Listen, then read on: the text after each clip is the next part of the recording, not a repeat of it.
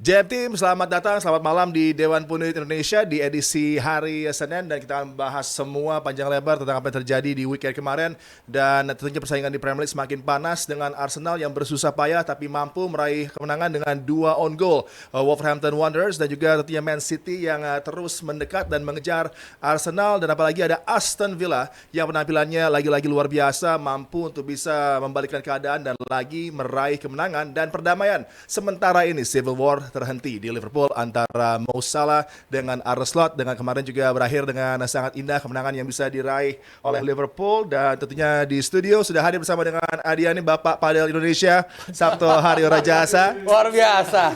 Bapak Padel Indonesia. Berat banget detailnya. Dan sebelahnya adalah tentunya Bapak Smackdown Indonesia, Bapak Smackdown. Aldi Tawazir. Terserah Adiani. Masih segar dari partai terakhir John Cena yang dikalahkan. Tap out. Gue seneng sih kalau John Cena berakhir seperti itu. Nggak usah kita bahas tapi.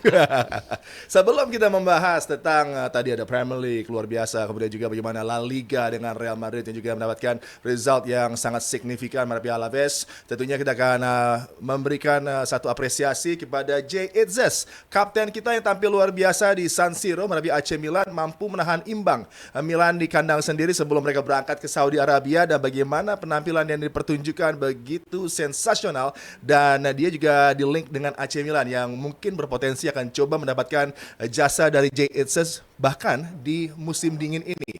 Ini menjadi hal yang menarik. Sabto melihat apa yang sudah ditampilkan kemarin, mampu meraih hasil imbang dan terus tampil konsisten sebagai signing baru bagi Sassuolo. Iya, dia ngebuktiin ya kenapa Sassuolo ngeluarin duit yang cukup gede juga ya untuk ngedatengin dia. Awalnya memang dia sempet nggak dimainin, sempet ramai juga kan tuh apa namanya sosmed juga. Kenapa nggak dia dimainin gitu? Cuman kan kalau kita tahu pairing center back itu kan nggak dengan cepat bisa diganti gitu.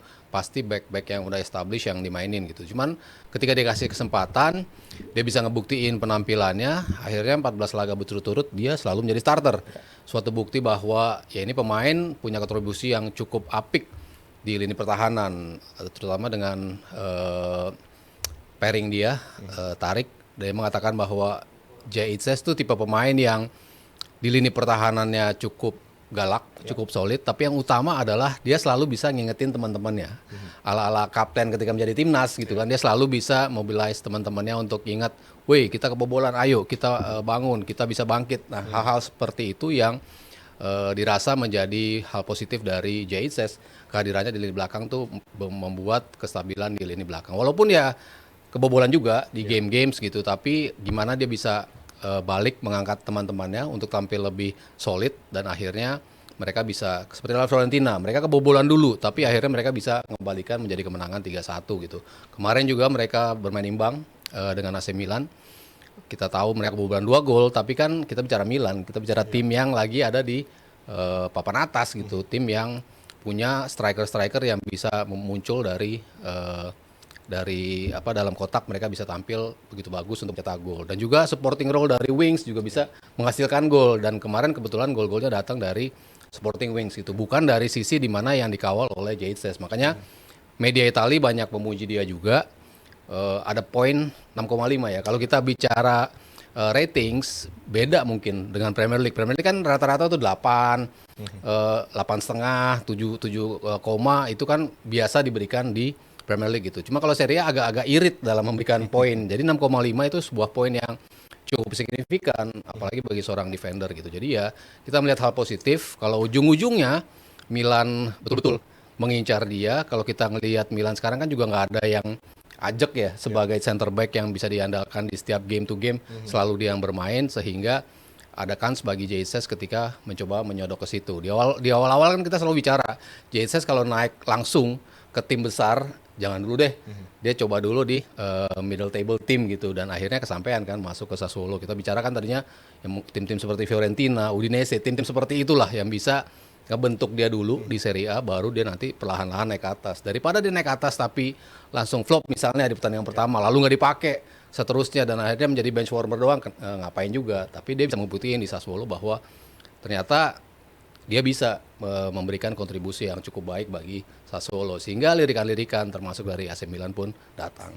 Iya, menurut lo dengan adanya interest dari AC Milan dengan dia berpindah dari Venezia yang terdegradasi kemudian masuk ke tim juara Serie B yang sekarang ada di top 10 dari Serie A. Dengan adanya kesempatan ini apabila memang datang untuk Jay Itzes, mungkin juga tidak menunggu summer tapi di window musim dingin. Apakah ini menjadi kesempatan yang tidak boleh dilewatkan oleh Jay Itzes untuk berpindah ke tim dengan profile dengan sejarah sekelas AC Milan? Iya, berarti benar-benar dimanfaatkan ya spell dia selama di Sassuolo. Sampai akhirnya belum lama dia di Sassuolo dan bisa dipincut oleh tim lain, bahkan infonya sudah ada komunikasi dengan camp atau pihak dari Jay Itzes. Wajar karena memang posisi itulah yang benar-benar dicari sama AC Milan untuk formasi 3 back-nya, dimana kalau Tomori kalau lihat heat map-nya emang sedikit maju ke depan juga. Tujuannya Jay Itzes dicari ini kan untuk mencari atau memberikan pengganti dan juga kompetisi bagi Gabia.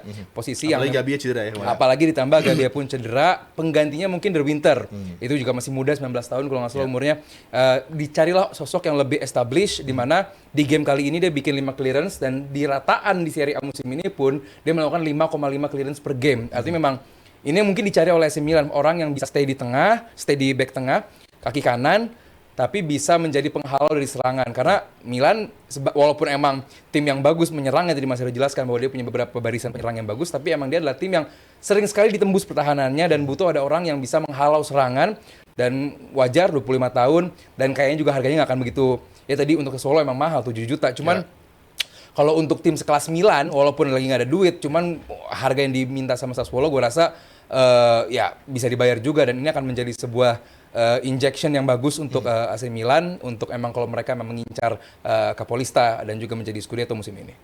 Iya, bagi Milan menjadi satu tantangan karena menghadapi tim-tim yang sebenarnya baru promosi, kemudian mereka juga tim-tim yang baru bersaing lagi di Serie A seperti Cremonese. Mereka kalah kemudian dengan Pisa, ditahan imbang, dan semalam Sassuolo juga mampu menahan imbang. Menjadi masalah bagi AC Milan tidak mampu mendapatkan result penting dengan 3 poin menghadapi tim-tim seperti ini. Tapi bagi Jay Itzes luar biasa, bahkan dia step up to midfield juga menjadi pemain yang extraordinary, dan ada duetnya di Venezia, Kande yang juga ikut di Sassuolo juga tampil sangat baik kemarin. Jadi semuanya sangat positif bagi Grosso dan Sassuolo, dan ini harapannya Jay Itzes bisa untuk mungkin meningkatkan lagi kemampuannya untuk bisa menuju ke AC Milan. Jadi satu kesempatan luar biasa bagi Kapten Indonesia Jay Itzes. Dan kita menuju ke